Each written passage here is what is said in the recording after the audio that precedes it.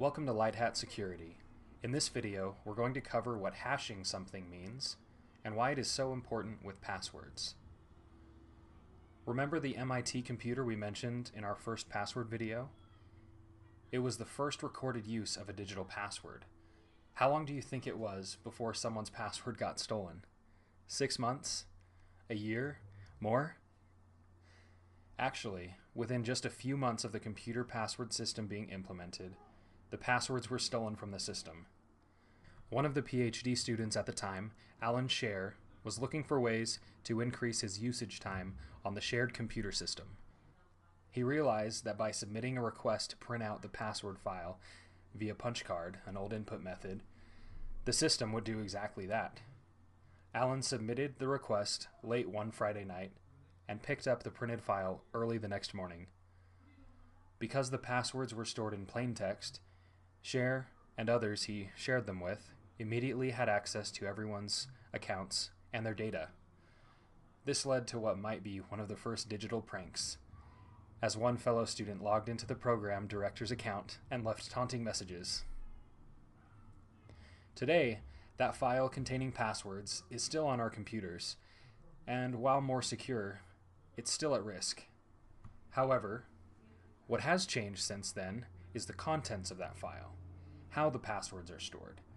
Using something called hashing, passwords are stored as unique strings of text that make them much more secure. So what is it exactly? Hashing is making use of a hash function, or a special algorithm, to convert data of any size to a data string of a fixed size, called a hash value, or just a hash for short. There are different uses for hash functions besides just password protection, but we aren't really going to go into those here. Hash functions are collision resistant, which means that there is almost no chance that two different inputs will have the same output. Let's look at how this would work. Here we have a file containing the novel A Wrinkle in Time. If we feed that through a hash function called SHA-256, we get a hash 64 characters long. Now if we change just a single word in the entire novel and send the altered file through the same hash function, we get an entirely different hash in return. Some hash functions are more secure than others, or they're less likely to have collisions, but they all work the same way. One additional step that some companies take to secure their data is called salting a hash.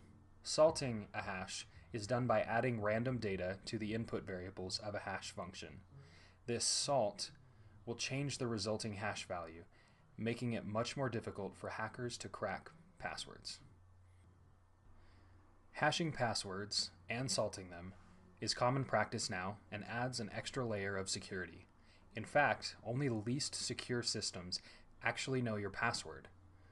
Because it is unsafe to do otherwise, most systems you need an account for only save the hash of your password. So what does that mean? Well, when you create your password for the first time, the system hashes the characters you entered and saves the hash, not the actual password. Then, every time you attempt to log in, the characters you enter as your password are hashed, and that is compared with the hash they saved. If the two hashes match, you're in. As we said before, there are many ways to use hashing algorithms, but in this video we focused on how they relate to passwords to help you see what goes on behind the scenes. If you haven't already, check out our video on the most common methods used by hackers to crack passwords. It will help you better understand both why hashing is so important and what qualities make the best passwords. As always, thanks for watching.